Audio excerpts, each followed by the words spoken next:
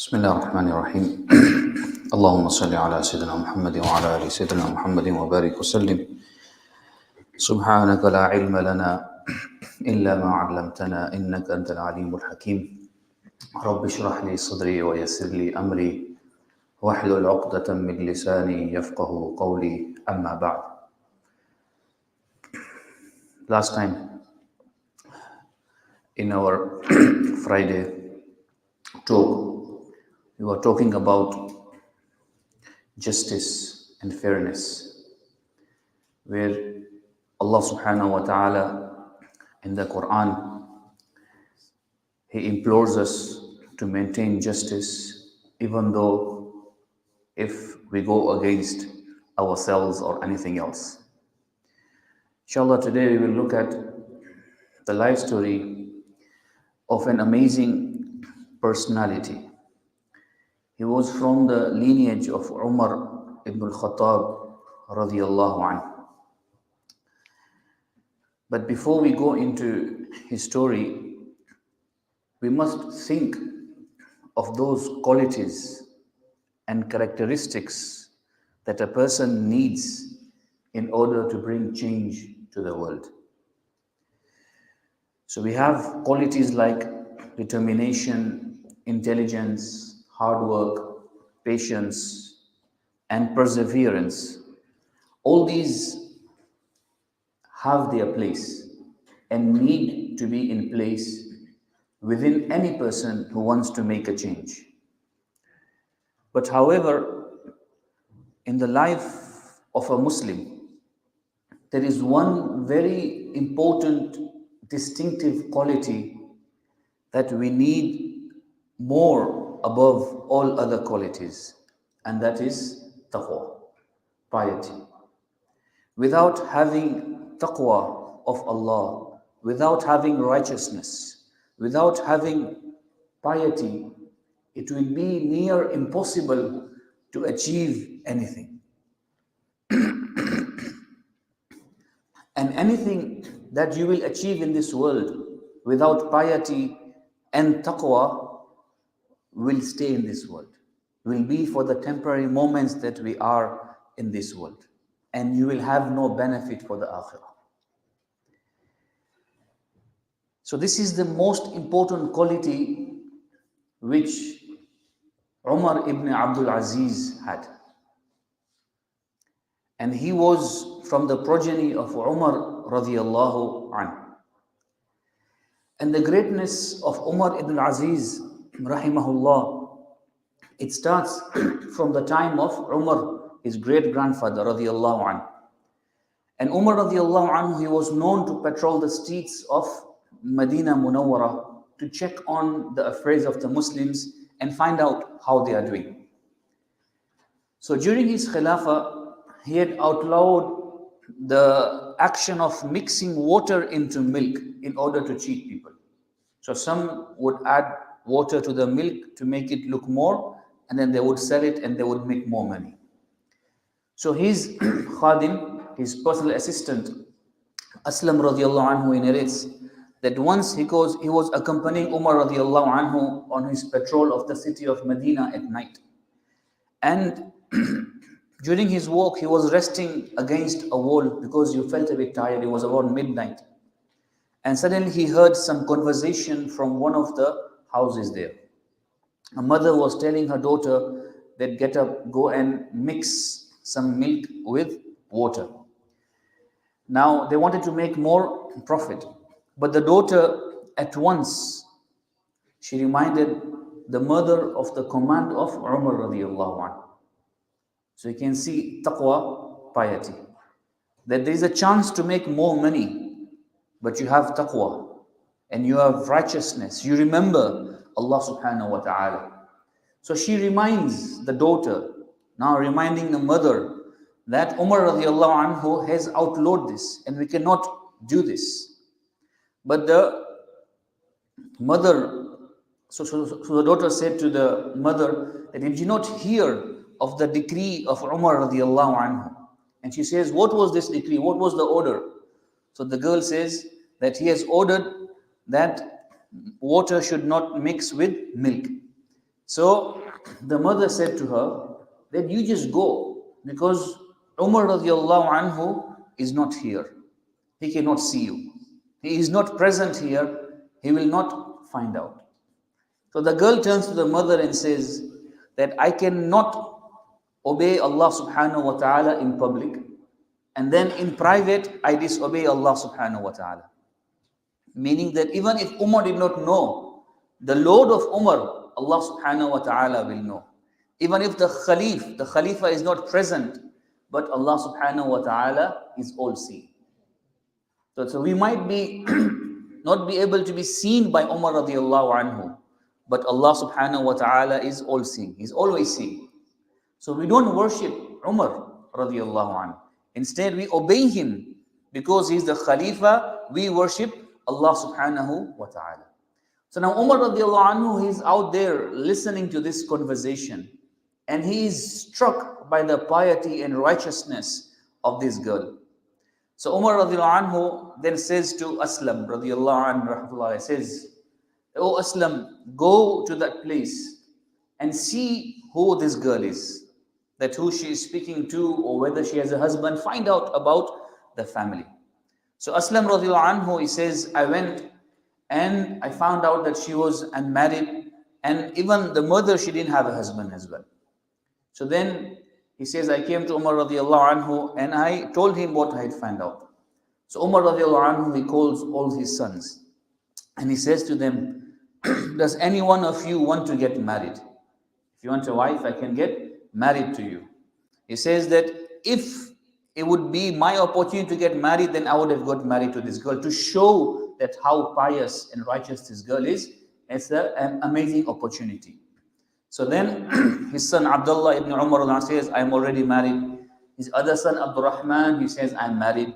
And his other son Asim, he says, I'm not married yet, so let me get married to her. So Umar radiallahu anhu, he got his son Asim to get married to this girl, and they had a daughter whose name was Layla. And this daughter grew up to be the mother of Umar ibn Abdul Aziz.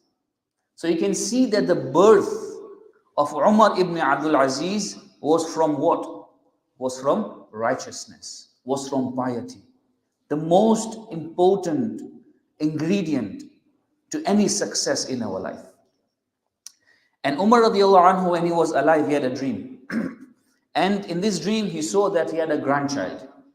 And he would narrate this dream to the people of Medina, and he would say that one of my grandchildren will have a scar on his face.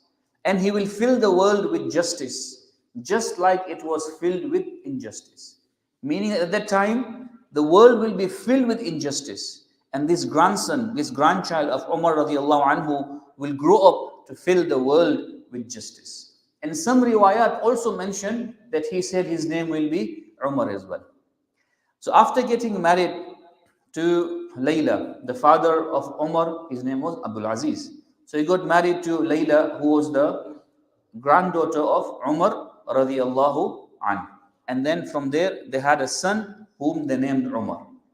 Now, the father of Umar, Abdul Aziz, his name is, he was the minister of Egypt. So Umar radiallahu anhu, he was born in Egypt. And at that time, Egypt was called Dunya, the mother of the world, because that was like everything, the technological aspects, rich treasures, everything was there. So once Umar ibn Abdul Aziz, he was with his father in the stables of the horses, when suddenly the horse bucked and it hit the face of Umar, rahmatullahi, the young Umar.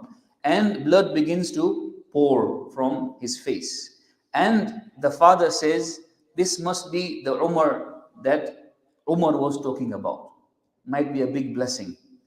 Now, he was thinking that it could be my son that the Umar radiallahu anhu was speaking about. Now, until that time, people used to think that this person, Umar, who they are referring to, or the one who will come to fill the world with justice, is going to be the son of Abdullah ibn Umar radiallahu anhu, his other son, the other son of Umar radiallahu anhu. Remember, he had three sons. So one was Umar, one was Abdullah. So they thought that it would be Abdullah's son, but they did not know that it would be the great grandson and not the grandson of Umar radiallahu anhu. So now, Abdul Aziz, he sends his son Umar to Medina Munawwara, and he goes to study there and to learn.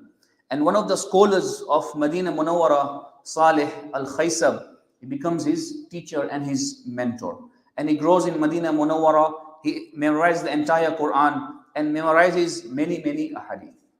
Now one day, Umar, rahmatullahi alayhi, is a young child. He was late for the salah. And his teacher sees that after the prayer that Umar is praying and completing his salah. So he goes to him and asks him that why were you late for salah today? So Umar replies that my servant was combing my hair. So because my hair was not sitting straight, they kept on combing it, and by the time it got straight, I got late for salah. So you can see that a luxurious life that he is growing up in, that he had a servant when he's studying in Medina Munawwara.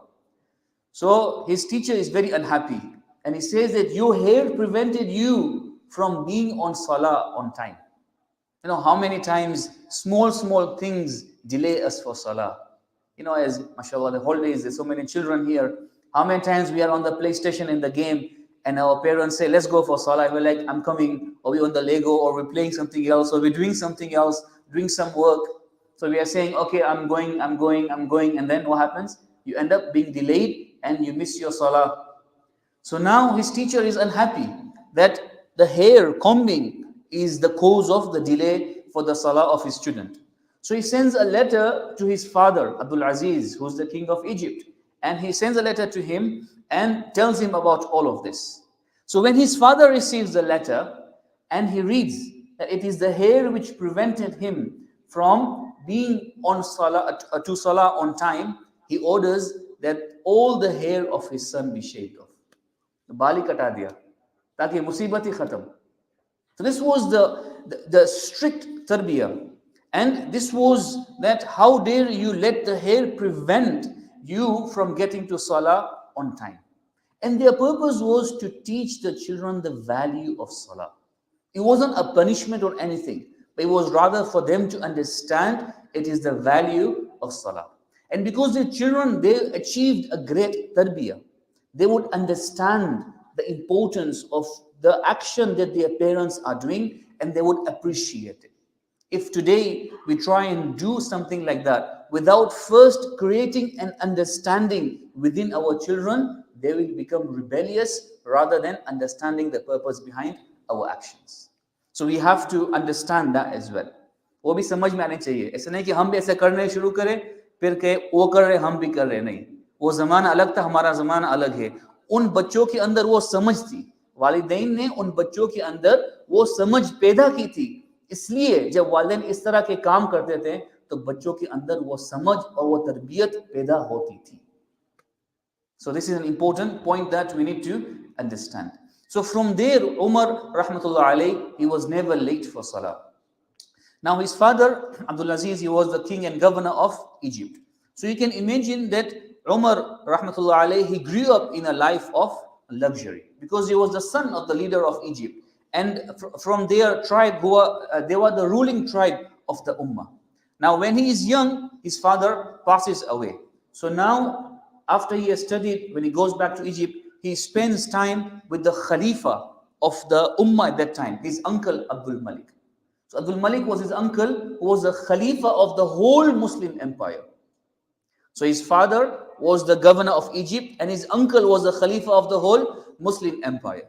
So because he grows up with Abdul Malik the Khalifa and he spends time and sees all these things which are happening in the court, and Abdul Malik sees the good character and akhlaq of Umar, so he gets his own daughter Fatima to become married to Umar. And Abdul Malik, he was the father of the Fatima, he was the Khalifa. And her grandfather was also the Khalifa as well. So you can see that he grew up around the rulers of the Khilafah at that time. Now Abdul Malik, when he passed away, Abdul Malik's son, Al-Walid, he becomes the Khalifa. So now his brother-in-law is the Khalifa. His wife Fatima's brother Al-Walid, he is the Khalifa. Now Umar, because he's a good person, so Al-Walid makes Umar become the governor of Medina. So now he becomes the governor of Medina. And when he becomes the governor of Medina, remember at that time, the Muslim empire is filled with injustice. Because these people who are in charge, they took all the wealth for themselves. And they would harm the poor. And they would do so much injustice. So when he becomes the Khalifa of Medina, he fills Medina with justice. And there's no better place in that time of the Muslim Khilafah to live than in Medina. So he has power of the whole of Hijaz. And the Khilafah is suffering from injustice. People's wealth is being taken, their rights are being violated. And it's only in the Hijaz, in Medina, where there is justice because of who? Umar ibn Abdul Aziz, that he is in charge. And instead of ruling like a dictator, like others that before him, they ruled like dictators. What did he do? He formed a council. And within that council, he administered the province. And he would look after everyone. And he was so effective that the complaints which they would go to Damascus, to the main Khilafah, they all ceased. And people even began to migrate to Medina Munawwara to escape their own harsh governors. And at that time, Hajjaj ibn Yusuf, he was also a governor in Iraq. And Hajjaj ibn Yusuf was from those people who also killed some Sahaba as well, radiyallahu anhum ajma'in. So Hajjaj ibn Yusuf, he makes an intention to go for Umrah. Now when you go to Umrah, you go to Mecca and you go to Medina. So Umar ibn Abdul Aziz, he hears that Hajjaj is coming for Umrah. And he writes to Al-Walid, his brother-in-law, and he says to him, Hajjaj is coming. But tell him that a tyrant like him cannot enter Medina. He cannot come to Medina. Tell him to do his Umrah and leave Makkah. Or makes his Hajj and leaves Makkah. He should not come to Medina because someone unjust like him cannot be allowed into Medina. So now, obviously, Hajjaj does not like this. So he pressures Al-Walid to remove Umar ibn Abdul Aziz from governorship. And he strips the governorship from Umar ibn Abdul Aziz. And he lives in Medina until he is given another post. Now, when he is leaving Medina, Umar rahmatullahi, Umar ibn Abdul Aziz is crying. He is crying. And his assistant is asking him that, why are you crying when you are leaving Medina Munawwara? Look at his words, very profound. He says, do you know the hadith that says that Medina throws out the impurities from it?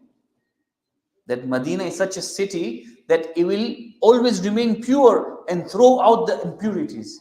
He says, I fear that I might be from that impurities. That is why I am being expelled from Medina Munawwara. Like he was the one who filled it with justice. But look at his taqwa, the fear that I'm not worthy of any of this. So he's crying when leaving Medina. He's saying, maybe I'm being removed from Medina because I am an impurity, and Medina only lets the pure people live. Imam Malik rahmatullahi alayhi, he would understand the purity of Medina. He had so much love and respect for Medina that whenever he would want to go toilet, he would not do it within the city of Medina. He would go to the outskirts, outside the boundary of Medina, and then he would fulfill his haja and he would fulfill the call of nature. This was the amount of love that our mashayikh and our elders, our salaf salihin, they had for Medina Munawwara. But his khadim, he says to him that this is not the way it is. It's only a matter of time. This is injustice. It is happening to you. Now Al-Walid, he passes away as well. And the next in line is Sulaiman, who becomes the Khalifa. Now Umar ibn Abdul Aziz, he becomes very close to Sulaiman. Once they are walking during a storm, and Sulaiman becomes afraid of the storm around and all of that. So Umar ibn Abdul Aziz said to him that if this is how you are with the mercy of Allah, you become scared, then how will you be with the anger of Allah subhanahu wa ta'ala? That rain is the mercy of Allah which is descending. If you are like this now, imagine the anger of Allah subhanahu wa ta'ala descending, showing and teaching at every given moment. So now once they are in Hajj and they are looking at the amount of pilgrims who are gathered there, and Sulaiman says that look at all these people, they are here to make Hajj. And Umar ibn Abdul Aziz gives him advice and says that look at them carefully. Each one of them is going to argue against you on the day of Qiyamah.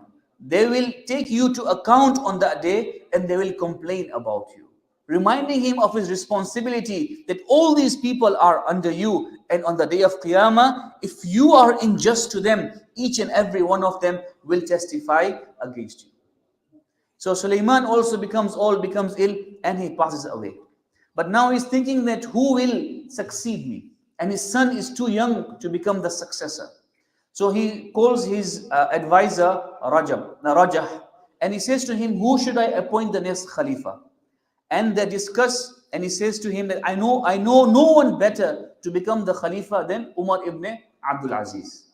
So then he writes it down in a book and he seals this, because he knows that if the name comes out, there's going to be trouble. So he seals it and he calls the entire family, all of them. And he says to them that all the elite people as well, because their family were a family of elites, of leaders. They were always in power. So he says that I want all of you to pledge allegiance to the name that is in this book. So they say, who is the name? Who is this person who will become the Khalifa? So he says that first you have to agree that you will give a pledge of allegiance, only then you will receive anything. Meaning you will not get anything unless you you agree for this person. So they go to his advisor and says, who is this person? So he says, this is a secret between me and the Khalifa as well. So the advisors were also good people. They were righteous people. Because it's important to surround ourselves with people of piety and righteousness. Many times what happens is, as leaders or as community leaders or even in homes, as friends, wherever we could be, we have to ensure we surround ourselves with righteous people. That is when our actions will also be righteous as well. That's very important. So then he passes away and they open the book and he reads out that the Khalifa is Umar ibn Abdul Aziz. So suddenly they hear intense crying from the masjid. And they look back and they see who is the one who is crying intensely? Umar ibn Abdul Aziz. That now he has been given the responsibility of looking after the ummah. So his whole life, he's grown up in luxury. His whole life is grown up in luxury. And his advisor says that I saw him when he was young. When he was young, he told me, go and buy some clothing for me. And I bought him some clothing which was worth 500 dinars. 500 dinars is how much? 500 gold coins. A huge amount of money at that time. But when the cloth was brought to him, this Umar, who was young at that time, he says to Rajah, this is a good outfit, but it's quite cheap. It is quite cheap. So you can see that kind of luxurious life that he lived. And it's mentioned that when he would walk, then his perfume would linger in the streets that he would pass by. And now when his name was revealed, he realizes the responsibility that he has on the entire ummah, and he begins to cry as well. So he was born with a silver spoon in his mouth, but throughout his life, look how much piety he exercised. And when he becomes a Khalifa, he stands on the mimbar and he says that all of you are free from the pledge of allegiance that you give. I free you from it. I release you from it. You don't have to make me your leader. But the people knew what kind of person he was, and they said, we will not accept anyone to be the leader apart from you. So he is the Khalifa. And as the Khalifa, he begins to go to his house. And people say to him, and behind him the whole entourage of the horses, the soldiers, the guards, everyone begins to follow. And he says that, what is all this? And they say to him, you are the Khalifa. So there are certain protocols in place. You have to ride this horse. You cannot carry on riding your own donkey and mule. So he turns and says, I have nothing to do with this. Leave me. I have my own mule, my own donkey, and I'm going to my house. He's going to his house. They say, you can't go to your house. You have a palace. You have to live in that palace. You have to accept your guest dignitaries, all of that. What are you going to do in your own small house? He refuses and he goes and lives in his normal house. So Khalifa of that time, what is he doing? Giving up everything and going to his normal house and eating basic food. Once he asks his servant that how are the people doing? So his servant, truthfully, he says, everyone is enjoying their life except for me, you, and our riding animal. सब मजे में हैं सिवाय में आप और हमारा जानवर. Everyone is enjoying. We are the ones who are suffering because of the simplicity of life that he carried on. And this sacrifice extended to his family as well. That when he became Khalifa, he gave up all his wealth, but also for his family as well, his wife. Ibn Kathir, he mentions that the amount of gold given to his wife Fatima during the marriage by her father, it was never seen before. The amount of wealth given was never seen before. Umar ibn Abdul Aziz says to his wife that I have decided to live a life of hardship, a life where he would prefer the rights of others over himself. So he gives ultimatum and says that if you want to carry on living with me, then you have to part with all of this. You have to give up this if you want to carry on living with me. And these were pious people, pious women, because they knew and appreciated piety and righteousness. So she says that she will choose him over the gold the size of the mountains of Mecca and Medina. And no children want their children to suffer. No father wants to see their children to suffer. But then this quality of sacrifice was also in his children as well. It's at the time of Eid as well. His wife said to him, can you take 1 month advance salary so that we can buy our children some new clothes for Eid? Because they had been wearing the same old clothing for quite some time, and she didn't want Eid of Eid something happiness for them. And then Umar ibn Abdul Aziz went to the treasurer and asked him that, can I get 1 month's extra allowance? So his treasurer was also someone of righteousness and piety. And he says to him, O Amir al-Mu'mineen, can you guarantee that you will live for 1 month more? You will live for 1 month longer in which you can repay this money that you have taken in advance. Think. The treasurer is saying, can you pay this money off? Do you think you will live long enough to pay this loan off? So he begins to cry. He begins to cry. And he comes to his children and seeks their forgiveness. But look at the children. They've also grown up in piety and righteousness. His son Abdul Malik says, oh father, don't apologize. Today is the happiest day of my life. That we are holding our heads higher today because we have let the world know that our father, Amirul Mu'mineen, will never take a dirham if it is not his right. He will only provide us with halal money. So this is the tarbiyah that the children had as well. So in his youth, he had the world at his fingertips. But during his khilafah, his life, he gave the whole dunya and set his sights on Jannah and dedicated his every word, every action for the akhirah. When people would say to him that, why don't you live like a king? He would read the verse which translates and say, I fear if I rebel against my Allah, the retribution of the day of Qiyamah. So on his mind, everything was about the Qiyamah. He removed all the oppressors. And at that time, they would all take wealth from the Baytul Mal the way they wanted. They would just go to Baytul Mal and take whatever they wanted. Nowadays, we see the same. That the rulers from the treasury, from the money of the people, they just take what they want and utilize it the way they want. There's no fear or there's no answering to anyone. So when he became the governor, he called each and every one of them. And he says, you have to return everything back to the Baytul Mal. He took the wealth from all of them. And whatever luxuries in his own house, even like in the royal palace, there were servants, he freed all of them. All the extravagances, everything was removed and everyone was made to live a simple life as well. And it's mentioned that some shepherds came and they said, is there a change? Because the shepherds, they would live in the outskirts, in the villages, far away from the main city. They came and said, is there any change in the Khilafah? The people asked, why are you asking this? They said that because there was a time when the wolves would come in, harm and jump on our sheep, but there's no wolves to do that, and our sheep are all safe and sound. Our sheep are all safe and sound. So that means there's a just ruler in place, that even the animals are just to each other as well. This was the impact of the Khilafah of Umar ibn Abdul Aziz, rahimahullah. So the characteristics that he had, number 1 was taqwa. Number 2 was integrity. Number 3, it was mercy. Number 4, intelligence. Number 5, justice. And number 6, patience. So these are all the qualities we need to instill in ourselves and learn from these rulers how they fill the world with justice. Today, there's injustice everywhere. So we need to bring justice back within ourselves, within our homes, within our communities, and you will see the impact of this, which will impact the whole world. May Allah subhanahu wa ta'ala make us from those who are just. May Allah subhanahu wa ta'ala remove all the injustice in the world. May Allah subhanahu wa ta'ala bring peace and calm to our Muslim brothers and sisters in Palestine, in Gaza. They are suffering so much. May Allah subhanahu wa ta'ala have mercy upon the ummah.